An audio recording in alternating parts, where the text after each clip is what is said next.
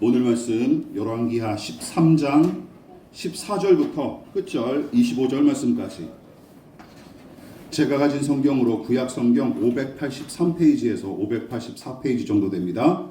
열왕기하 13장 14절부터 25절 말씀까지 찾으신 줄 알고 저와 여러분이 한 절씩 번갈아 가면서 교독하고 마지막 절 합독하도록 하겠습니다. 제가 먼저 봉독합니다.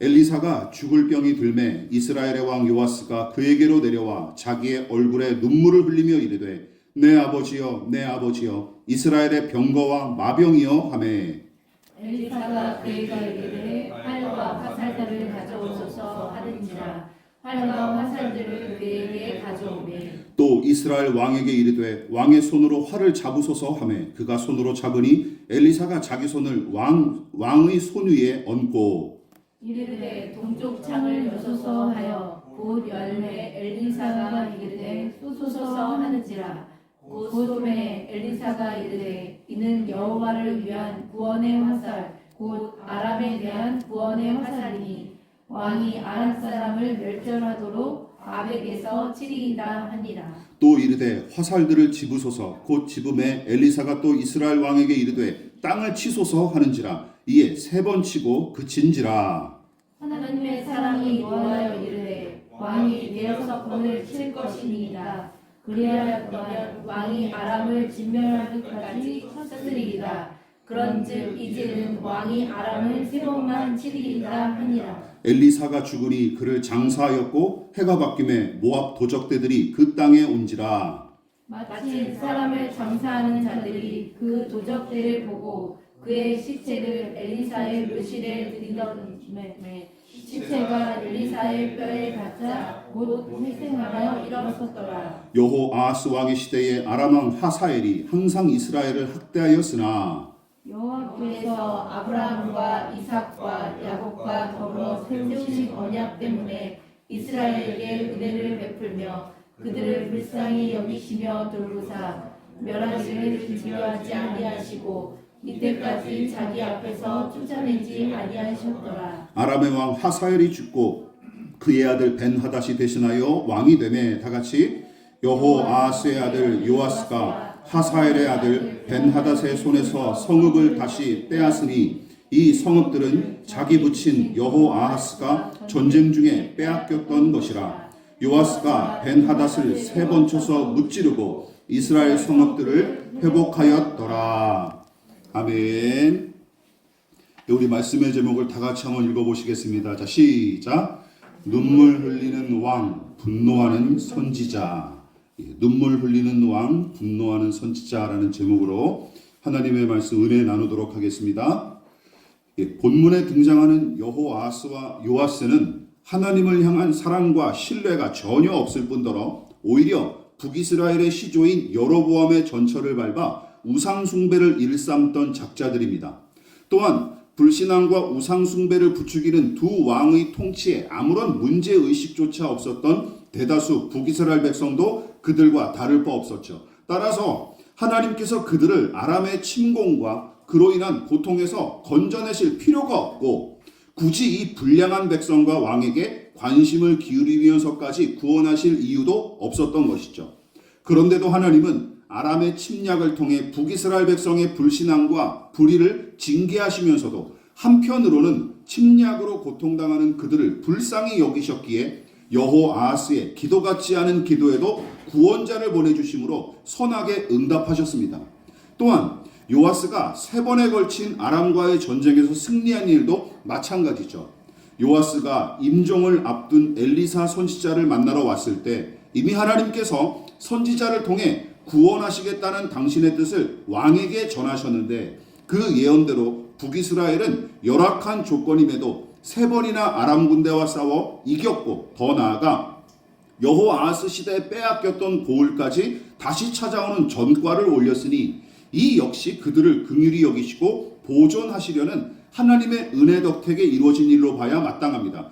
그러므로 우리는 이 내용을 통해서 한 가지 여호아스의 기도나 경건을 구원의 근거와 원동력으로 여길 수 없었음을 우리가 지난 설교에서 확인했어요. 오히려 이 백성을 불쌍히 여기신 하나님의 마음이 북이스라엘의 유일한 구원의 동기이자 근거가 되었습니다. 우리도 마찬가지입니다. 또한 하나님과 백성들 사이에 맺은 언약 혹은 약속도 마찬가지죠. 하나님은 이스라엘과 맺은 약속을 반드시 지키시고 끝까지 책임지셨지만 그동안 이스라엘 백성은 약속을 지키기는커녕 시시때때로 파기하기 일쑤였죠. 따라서 하나님과 맺은 약속을 떠올리고 지킨 인물은 본문에 아예 등장하지도 않습니다. 그래서 두 번째 우리가 결론을 내렸었죠. 오직 하나님만 이들과 맺은 약속을 기억하시고 그 약속을 지키기 위해 하나님만 홀로 일하십니다. 그러므로 약속에 의한 것일지라도 오직 하나님만이 구원의 근거와 주체와 원동력이 된다는 사실을 우리는 명심해야 합니다. 이처럼 구원의 근거와 원동력은 사람에게 있지 않습니다. 오로지 구원을 작정하신 하나님께 있다는 사실을 저와 여러분들 확신하시기를 주님의 이름으로 부탁을 드리겠습니다. 이처럼 죄인의 구원과 사람의 변화는 오직 하나님의 소관이고 그로 인해 영광 받으셔야 할 분도 하나님밖에는 없습니다. 그러나 13장은 아직 끝나지 않았죠. 엘리사의 마지막 이야기가 황량한 사막의 오아시스와 진흙탕의 연꽃처럼 본문 한복판에 자리매김하고 있을 뿐만 아니라 독특한 문단의 위치만큼이나 중요한 메시지를 성경의 독자들에게 던져주기에 주의 깊게 살펴야 마땅합니다. 자, 그렇다면 이 이야기에 담긴 교훈과 의미는 무엇일까요? 자, 한번 첫 번째 살펴보도록 하겠습니다. 자, 14절부터 21절까지 기록된 엘리사 선지자의 마지막 이야기는 대략 다음과 같죠. 엘리사가 병들어 죽을 날이 가까웠다는 소식을 듣고 요아스 왕이 그를 문안하기 위해 찾아왔는데 노쇠하고 기력이 쇠한 엘리사를 보자마자 뭐라고 부릅니까? 나의 아버지, 나의 아버지, 이스라엘의 병거와 마병이시여라고 부르면서 눈물을 펑펑 흘리는 게 아니겠습니까? 이제 이상한 일이에요. 왜냐하면 엘리야 선지자는 물론이고 그의 후계자인 엘리사 선지자는 아합과 그의 아들들이 지금까지 원수처럼 여겨서 박해를 했고 심지어 죽이기 위해 안달했기 때문이죠. 그러나 요아스는 평소에도 엘리사를 매우 존경하고 극진히 대접했던 것으로 보입니다. 아마도 조부인 예후가 엘리사 선지자의 예언과 가르침을 따라 북이스라엘의 왕위를 차지했던 까닭에 예후 왕조의 왕들은 그를 호의적으로 바라보고 극진히 대접했던 것 같습니다. 야, 그래도 우리가 엘리사 덕택에 여기까지 오지 않았냐라는 생각이 있었던 것 같아요. 어쨌든 요아스 왕을 만난 엘리사 선지자는 곧장 그에게 활과 화살을 가져오도록 명령했고 동쪽 창문을 열어 가져온 활을 공중으로 힘껏 쏘아 올리게끔 한 뒤 다음과 같이 예언하죠. 어떤 예언입니까? 여호와께서 그 화살로 아람과 싸워 이기게 하실 것입니다 라는 예언을 하죠. 그뿐만이 아닙니다. 그 다음에는 또다시 요아스 왕에게 화살을 짚게끔 명령하고 땅을 내리치라고 요구하죠. 그러자 요아스는 그 말을 들은 뒤에 화살로 땅을 땅땅땅 하고 3번 내리치기에 이릅니다. 이처럼 선지자의 요구에 순순히 응한 왕이 있었는지 북이스라엘의 왕 중에서 한번 생각해 보십시오. 그래서 엘리사 선지자는 그의 모습을 보고 흡족해하며 칭찬했을까요? 전혀 다르죠. 오히려 요아스 왕에게 벌컥 화를 내면서 이렇게 얘기합니다. 임금님께서 대여섯 번을 치셨으면 아람이 전멸할 때까지 쳐부술 수 있었을 텐데 고작 3번입니까? 이제 임금님은 겨우 3번만 아람을 칠 수 있을 것입니다 하고 오히려 호통을 치는 게 아니겠습니까? 호통을 쳤어요. 그리고 열왕기서는 그의 죽음과 그 뒤에 일어난 신기한 에피소드로 충직한 선지자의 여정을 마무리합니다. 그래서 너희는 나를 따르라 하신 말씀을 듣자마자 예수님을 따랐던 제자들처럼 엘리사도 엘리야의 부름을 듣자마자 농기구를 불사르고 스승으로 따른 모양새는 비슷하지만 주님의 마음은 거의 헤아리지 못한 채 도리어 근심만 끼쳐드리기 일쑤였던 제자들과 달리 엘리사는 처음부터 끝까지 충성스럽게 선지자의 사명을 감당한 모습으로 등장합니다. 그리고 퇴장하죠. 그런데 저는 본문의 이 예언 자체가 의아하게 여겨졌습니다. 무슨 이유 때문일까요? 요아스와 같은 사람의 태도와 상관없이 당신의 뜻대로 하나님께서 그냥 구원하시면 그만일 텐데 왜 하나님은 왕이 몇 번 화살을 내리쳤는지 살피시고 딱 그만큼만 이기도록 허락하셨을까요? 그리고 엘리사는 무슨 이유로 순순히 순종한 요아스에게 불같이 화를 냈던 것일까요? 그 이유에 대해서 우리가 함께 살펴보도록 하겠습니다. 자, 여기서 우리를 비롯한 성경의 독자들은 요아스를 그냥 불신자니까 악한 놈으로 못 박아놓고 바라보면 안 됩니다. 여러분, 요아스 왕은 다른 북이스라엘 왕과 마찬가지로 하나님을 등지고 우상을 숭배한 작자에 불과하지만, 그런데도 엘리사 선지자를 앞서 말씀드렸듯이 매우 아끼고 존중했던 것은 부정할 수 없는 사실이에요. 노쇠해진 엘리사의 죽음이 가까워진 줄 알고 친히 찾아와 문안했을 뿐만 아니라 눈물을 펑펑 쏟으며 그를 향해 아버지여라고 부르면서까지 안타까워한 모습을 보십시오. 물론 정치적인 이익을 위해 일부러 그런 퍼포먼스를 벌였다고 생각할 수도 있죠. 아니, 설령 그렇다 치더라도 마냥 비난할 일은 아닙니다.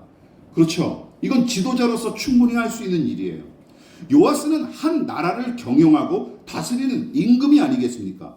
심지어 요아스의 문안이 정치적 퍼포먼스에 불과할지라도 지금까지 이만큼 선지자를 존중하는 모습을 보인 북이스라엘 왕은 요아스 외에는 아무도 없어요.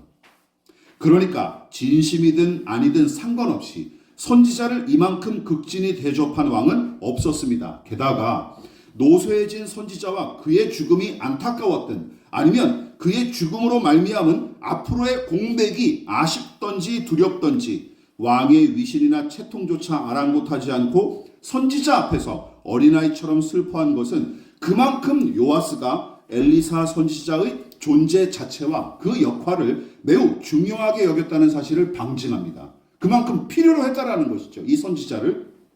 그렇다면 예수님 말씀대로 남에게 대접을 받고자 하는 대로 너희도 남을 어떻게 하라? 남을 똑같이 대접하라 하신 예수님의 말씀대로 엘리사도 왕의 호의에 응하여 친절히 대했어야 하는데, 여러분들이 본문에서 아시다시피 하나님의 계시를 전하기 위해 창밖으로 활을 쏘게 한 것은 물론이고 그 다음에는 활을 땅에 내리치도록 명령했으나 왕이 3번밖에 내리치지 않았다며 성질을 냈죠. 무슨 이유 때문일까요? 해당 구절과 본문의 맥락을 고려하면 어렴풋하게나마 그 이유를 짐작해 볼 수 있습니다. 자, 먼저 창밖으로 화살을 쏘게 한 뒤에 엘리사가 왕에게 건넨 말을 다시 한번 살펴보십시오. 유심히 살펴보십시오. 17절 같이 읽어볼게요. 시작. 이르되 동쪽 창을 여소서 하여 곧 열매. 엘리사가 이르되 쏘소서 하는지라. 곧 쏘매. 엘리사가 이르되 이는 여호와를 위한 구원의 화살 곧 아람에 대한 구원의 화살이니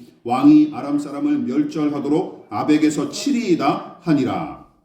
요아스 왕이 엘리사의 명령대로 동쪽 창문을 활짝 열어 활을 쐈더니 엘리사는 이 퍼포먼스가 나라의 운명에 관한 하나님의 계심을 분명하게 못 박아뒀습니다. 당신이 쏜 행위는 그냥 연극이 아니라 하나님이 이 모습을 보고 당신을 구원하실 것입니다 라고 가르치는 것이죠. 즉 요아스 한 사람의 사사로운 일이 아니라 이 나라의 운명, 명운이 걸린 이름을 못 박은 셈이죠. 그 직후에 다시 요구한 퍼포먼스가 바로 뭡니까? 화살을 땅에 내리치는 것이었죠. 그런데 선지자와 왕의 마음이 여기서 서로 어긋나고 심지어 선지자는 왕에게 분개하면서 호통을 칩니다. 18절과 19절이죠. 같이 또 한번 읽어볼게요. 시작. 또 이르되 화살들을 집으소서. 곧 집음에 엘리사가 또 이스라엘 왕에게 이르되 땅을 치소서 하는지라. 이에 3번 치고 그친지라. 하나님의 사람이 노하여 이르되 왕이 6번을 칠 것이니이다. 그리하였더라면 왕이 아람을 진멸하기까지 쳤으리이다. 자, 여러분, 엘리사는 먼저 행한 퍼포먼스가 나라의 운명과 연관된 하나님의 계심을 왕에게 분명하게 가르쳤어요. 첫 번째 계시, 첫 번째 퍼포먼스가 끝나자마자 그 일을 분명히 가르쳤으며 이 화살은 여호와께서 쓰시는 구원과 승리의 화살을 상징한다고 힘써 강조했습니다. 자, 그렇다면 두 번째 퍼포먼스도 당연히 어떻게 될까요? 나라와 민족의 운명에 관한 계시임이 틀림없고 하나님의 구원과 승리를 상징하는 그 화살로 땅을 내리치라는 명령도 아람을 전멸시키겠다는 하나님의 사인으로 봐야 마땅할 텐데, 여러분, 첫 번째 퍼포먼스 때부터 별다른 생각이 없었던 요아스는 선지자의 명령을 예의상 따랐던 탓에 고작 3번만 내리쳤던 것으로 보입니다. 그러니까 예의상, 관심이 없었고 그냥 예의상 선지자를 존중하니까 따랐을 뿐이에요. 그러니까 요아스는 이유를 불문하고 죽어가는 엘리사를 향한 연민과 아쉬움에 눈물을 개인적으로 흘린 건 사실이지만 엘리사는 하나님께서 은혜로 허락하신 이 계시를 진중하게 받지 않고 그저 형식적으로 따른 요아스 때문에 분노하고 분개했던 것입니다. 그래서 인간적으로는 서로 존중하고 아꼈던 사이가 틀림없지만 하나님을 향한 두 사람의 관점과 태도가 완전히 달랐기에 서로 다른 반응을 보일 수밖에 없었던 것이죠. 그래서 이런 내용으로 더 나아갑시다. 여러분, 결국은 무엇입니까? 두 사람의 차이는 어디에 있어요? 믿음이 있느냐 없느냐의 차이가 바로 이 퍼포먼스를 대하는 두 사람의 태도와 반응을 결정지었던 것이죠. 그뿐만 아니라 두 사람이 각각 무엇을 추구하고 목표하는 사람이었는지에 관해서도 분명하게 보여주는 내용이 바로 이 퍼포먼스였습니다. 우선 엘리사는 그의 마지막 행보까지도 하나님의 계시를 전하는 데 사용합니다. 자신의 마지막 남은 힘을 그것을 위해서 사용을 해요. 그러니까 본문의 퍼포먼스는 엘리사가 이 땅에서 하나님께 올려드린 마지막 제사로 봐도 무방합니다. 왜냐하면 여기에 제사의 요소가 다 들어있기 때문이죠. 하나님의 뜻과 작정이 담긴 계시의 말씀이 분명하게 선포되었으며 자기를 버리고 순종한 인간의 행위가 제사의 제물처럼 바쳐졌기 때문입니다. 그래서 이 퍼포먼스는 하나의 제사로 봐도 마땅해요. 물론 요아스의 행위 자체는 선한 것이 없고 아무 공로가 없지만 그 행위의 주체가 믿음의 사람 엘리사였기 때문에 하나님은 기쁘게 받으실 수 있었습니다. 자, 그렇다면 하나님께서 이 일을 받으셨다는 증거를 어디서 찾을 수 있었을까요? 엘리사가 전한 계시대로 훗날 아람과의 전쟁에서 거둔 3번의 승리가 그 사실을 방증합니다. 이 제사를 받으셨다는 사실을 방증하는 것이죠. 결국은 무엇이냐? 이것을 말씀드리고 싶은 거예요. 이 퍼포먼스를 통해 드러난 두 사람의 결정적인 차이는 다른 게 아닙니다. 결국 믿음의 유무이고 더 자세하게는 하나님에 대한 생각과 태도의 차이. 하나님에 대한 생각과 태도의 차이. 자, 자세하게 말하자면 엘리사는 이 퍼포먼스 자체를 하나님께 올려드리는 제사이자 계시의 말씀을 직접 받드는 일로 여겼기에 그는 진지하게 임했고 더 나아가 하나님께서 이 일을 통해 분명히 일하실 거로 믿었기에 신중하게 행했던 것입니다. 엘리사는. 그런데 문제는 누굽니까? 요아스죠. 예의 바르고 친절한 왕이기는 하지만 이 퍼포먼스가 요아스에게는 그저 이상한 짓거리일 뿐이었고 거기서 선포된 예언의 말씀은 늙은 선지자의 망상쯤으로 여겼을 것입니다. 늙은 선지자의 망상. 물론 그동안 엘리사 선지자가 활약한 일과 그의 인격을 인정하고 존중한 것은 틀림없었지만 그렇다고 엘리사가 믿는 하나님까지 그가 신뢰하고 사랑했던 것은 아니었어요. 두 개는 다 분리가 된 것이죠. 그래서 엘리사는 이 퍼포먼스에 담긴 하나님의 계시를 시큰둥하게 여기는 이 요아스 왕의 태도를 매우 못마땅하게 여겼고 더 나아가 하나님께서 그의 행위를 지켜보고 계실 뿐만 아니라 그 행위를 통해 일하시리라는 사실을 전혀 인지하지 못했기에 선지자는 안타까워서 눈물 흘리는 정도가 아니라 아예 복장이 터져 죽을 것만 같아 저도 모르게 화를 내고 호통을 쳤던 것입니다. 아니 왕이시여, 이 일이 지금 나라의 명운이 달린 일임을 모르십니까? 라고 외치는 것이죠. 그러니까 엘리사는 요아스에게 이렇게 얘기한 거예요. 왕이시여, 하나님께서 지금 우리 두 사람을 주목하고 계시는 줄 아십니까? 또한 창밖으로 쏘아날린 화살처럼 당신을 하나님께서 아람 군대를 멸하게 할 구원의 화살로 쓰실 것입니다. 자, 그렇다면 이번에는 그 화살로 이 땅을 내리치십시오 하고 진지하게 당부했건만 요아스는 그의 제안을 이상하게 여기고 그냥 예의상 3번만 내리쳤던 것이죠. 그나마 요아스가 예의를 차린답시고 따른 것이 천만다행이긴 하지만 계시의 말씀과 제사를 노골적으로 무시하는 사례는 성경에 차고 넘치는데 그 중에서도 대표적인 사례가 바로 엘리 제사장의 두 아들 홈리와 비느하스죠. 여러분, 이 불량배들이 저지른 짓을 떠올려 보십시오. 백성이 하나님께 제사하기 위해 가져온 짐승 제물의 고기를 저들이 먼저 가로채서 처먹거나 아니면 갈취하는 일은 차라리 가벼운 일에 속하고, 심지어 성막 입구에서 제사를 돕는 여자들까지 꼬드겨 동침하는 짓도 서슴지 않았습니다. 어떻게 그럴 수 있었을까요? 아니, 하나님께 거룩하게 제사하는 그 제사를 돕는 여인들을 막 동침하고, 그리고 제사에 바쳐진 고기들을 서슴지 않고 자기 것으로 막 착복하는 행위를, 어떻게 그런 불량스러운 짓을 서슴지 않고 행할 수 있었을까요? 사무엘서는 그 원인을 다음과 같이 지적하고 있습니다. 2장 12절과 17절 시작. 엘리의 아들들은 행실이 나빠 여호와를 알지 못하더라. 이 소년들의 죄가 여호와 앞에 심히 크면 그들이 여호와의 제사를 멸시함이었더라. 여러분, 당연한 거예요. 하나님이 어떤 분인지 알지 못할 뿐더러 관심조차 없는 작자들이 하나님께 드리는 제사와 그 제물을 귀히 여기거나 조심히 다룰 필요가 있겠습니까? 그럴 리는 없는 거예요.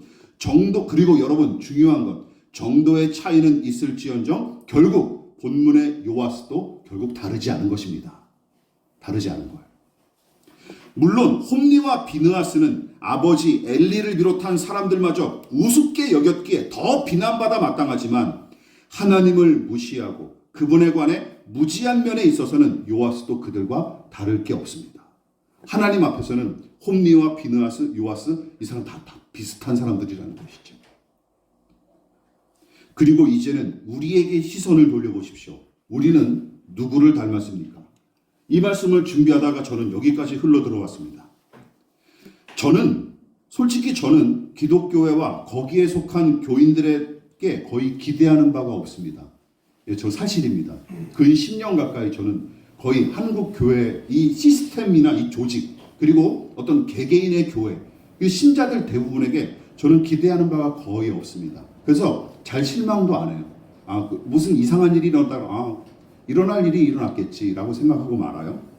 이미 교회를 다니기 전인 청소년기부터 기독교에 대한 반감이나 회의감이 이미 제 안에 팽배했었고, 소위 가장 믿음이 좋은 때로 인정하는 신학교 시절에도 신자들과 사역자들에 대한 염증은 더욱 깊어졌던 게 사실입니다. 왜냐하면 교회와 교단이 어떻게 돌아가는지 더 깊이 알아가고 신자들과 사역자들의 위선적인 행태를 더더욱 가까이서 접하기 때문이죠. 이미 회의감과 염증이 이미 그전부터 팽배했었는데, 그걸 또 신학교 들어가서 더 확인하니까 더 이제 원래 더 그렇구나, 내가 생각했던 건 이상이구나 라고 했던 것이죠. 즉 하나님을 아는 지식과 그분을 향한 사랑은 시간이 흐르고 나이가 들수록 조금씩이라도 깊어지고 넓어지는 것 같기에 개인적으로는 그저 감사할 따름이지만, 귀가 밝아질수록 쓸데없는 소음도 덩달아 듣게 되고, 코가 예민해질수록 불쾌한 냄새까지 더 잘 맡게 되는 이치와 비슷한 것 같아요. 예, 제 나름대로 개인적으로. 그러나 진짜와 가짜, 정의와 불의, 경건과 위선, 성령의 역사와 사람의 조작, 하나님의 뜻과 사람의 뜻, 그리고 진리와 불변하는 진리와 시시때때로 변하는 유행을 구분하고 분별하는 것이 우리 신앙의 최종 목표는 아니지 않습니까? 그것이 핵심이나 전부는 아니기에 그 정도에서 안주하지 않고 제 나름대로 그보다 더 깊은 믿음으로 나아가기 위해 오늘도 계속 몸부림치고 있는 중입니다. 그런데도 교계와 교회들을 향한 분노와 염증은 아직도 제 안에 상당할 뿐만 아니라, 어떤 경우는 반기도 안티크라이스트 세력이라고 일컫는 그것을 자처하는 사람들을 못지않게 저 자신도 적대적일 때가 많아요. 그 사람들 못지 않습니다. 솔직히 얘기하면. 무엇보다 앞서 언급한 홈리와 비느하스처럼 제 이익과 욕구 충족을 위해 안달하는 신자들과 사역자들이 정작은 삼위 하나님의 이름과 예수의 복음을 빙자하여 그런 짓을 저지르는 것을 볼 때면, 본문의 엘리사처럼 단전에서부터 치미는 분노와 염증을 주체하지 못한 채 혼자서 욕지거리를 내뱉을 때가 허다합니다.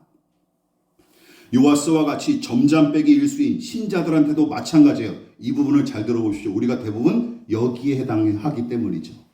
전광훈처럼 노골처럼 홈리와 비느하스 같이 전광훈과 그런 목사들은 티가 나니까 사람들이 저건 똥이니까 접근하지 말자 이렇게 금방 티가 나서 괜찮은데 문제는 요아스 같은 사람들이죠. 인간적인 면에서는 나무랄 데가 없을 뿐더러 교회 안에서는 성실하고 친절하며 협조적이지만 정작 하나님을 예배하는 시간에는 집중하지 못하고 산만하기 짝이 없는 사람들. 애들을 얘기하는 건 아닙니다. 애들은 어쩔 수 없어요. 그거는 본능이니까. 또한 이 예배의 주인이신 하나님을 전혀 염두에 두지 않은 채 목사와 다른 신자들의 환심을 사기에 급급한 사람들. 제가 예전에 처음 신앙했던 교회에서 여자 집사님들이 목사의 환심을 사기 위해서 얼마나 안달했는지 몰라요. 지금도 그게 생생해요. 목사가 좋아하는 스타일의 옷을 갖춰 입고 그런 색깔을 웃기는 일이죠. 웃기는 일이죠. 그게 실제로 일어났다니까. 제가 두 눈으로 직접 봤다니까요. 한두 번이 아니에요. 그리고 목회자는 그걸 또 이용을 해먹고 서로 쿵짝이 맞았던 것이죠. 또한 온 천지 만물을 창조하시고 만사를 주관하시는 왕이신 하나님을 의식하며 겸손히 예배하기는커녕 마지못해 참석한 티를 팍팍 내며 시간만 때우기 위해 예배 시간을 견디는 사람들. 이 시간 이곳에서 함께 읽고 해석하는 성경 말씀을 통해 계시하시는 하나님은 철저히 외면하고 재미있는 만담이나 물질 축복의 비결 등과 같은 이야기만 해주기를 바라는 사람들. 설교가 재미없어요 하는 이유는 이게 제가 이렇게 장경동 목사처럼 얘기를 못하기 때문이죠. 두세 사람이 모여 기도하는 곳에 함께 하시겠다고 약속하신 예수님의 말씀을 철저히 외면한 채 하나님을 모셔드리겠다는 명분을 앞세워 더 많은 사람을 모으고 더 크게 짓기 위해 안달하는 목회자들과 신자들. 다 명분은 그렇지 않습니까? 하나님이 기뻐하시기 때문에. 하나님이 이 정도 해놓으셔야 거기에 충만히 임하시기. 늘 명분은 똑같아요. 또한 예배와 기도, 잘 들어보십시오. 예배와 기도, 말씀 묵상, 오늘 행하는 성찬 등의 의식 따위는 철저히 시간과 정력과 돈을 낭비하고 허비하는 행위로만, 그냥 무의미한 행위로만 바라보는 사람들. 그것이 바로 여러분 기억하십시오. 요아스는 물론이고 홈리와 비느하스와 같은 사람들의 생각입니다. 예배야말로 무가치하고 낭비적인 행위로 보는 것이죠. 그래서 마르바돈이라고 하는 여성 신학자는 그걸 비틀어서 이렇게 얘기해서 예배는 무엇이다? 거룩한 시간 낭비.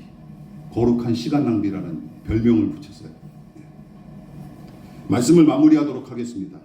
본문의 퍼포먼스도 마찬가지입니다. 여러분 엘리사와 요아스 왕이 행한 이 퍼포먼스를 다시 한번 떠올려 보십시오. 거기에 무슨 생산성이나 합리성이 있습니까? 그렇지 않습니까? 아무것도 없어요.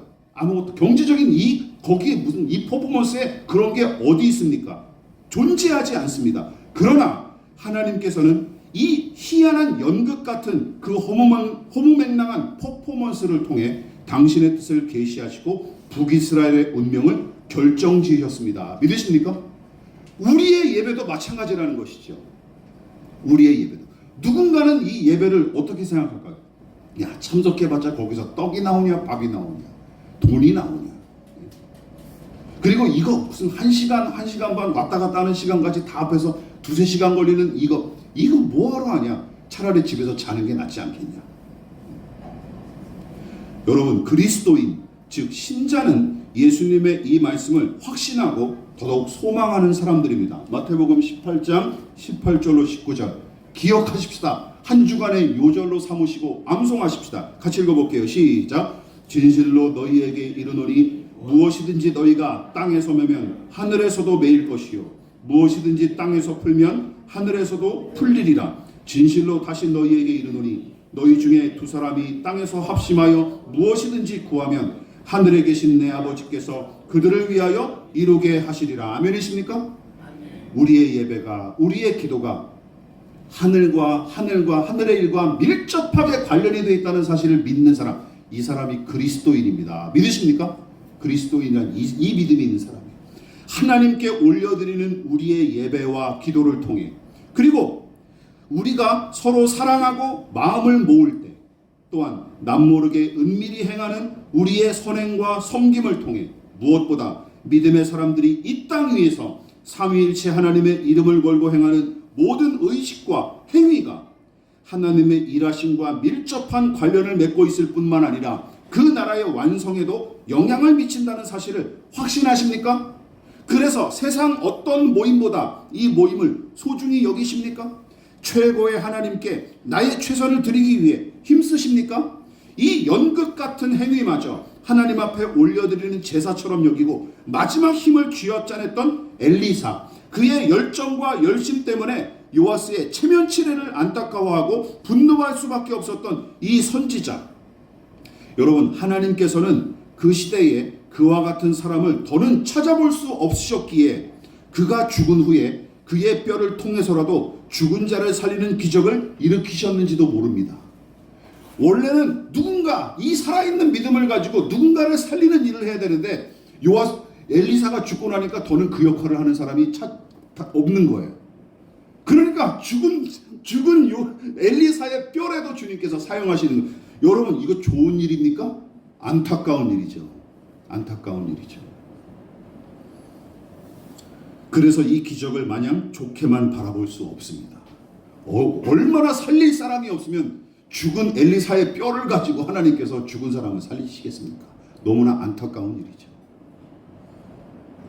그래서 여러분, 우리는 더 이상 이런 단어들이 우리 개인과 우리 모임의 신앙에 끼어들지 않기를 바랍니다. 이런 거, 체면치레로, 예의상, 어쩔 수 없이, 마지못해 억지로, 사업상, 인맥을 위해 등의 수식어 따위가 더는 필요하지 않은 신앙이 되기를 바랍니다. 거기까지 나아가는 저와 여러분들 다 되시기를 진심으로 부탁을 드리겠습니다. 지금은 우리를 위하여 십자가에 몸버리어 피 흘려 돌아가신 예수 그리스도의 한량없으신 은혜와 하나님 아버지의 지극하신 사랑하심과 성령 하나님의 영원한 사귐이 우리의 예배와 우리의 기도가 또한 내가 가지고 있는 이 낡은 성경을 통하여서 지금도 열심히 계시하시고 우리를 통해 일하시는 하나님을 겸손히 섬기기 위해 머리 숙인 사랑하는 성도들의 머리머리 위에 저들의 가정과 직장과 사업장과 학업과 장래 가운데 이 나라의 민족과 한국교회와 저 북녘의 동포들과 세계와 열방 가운데 지금부터 영원히 함께 하시기를 간절히 축원하옵나이다. 아멘.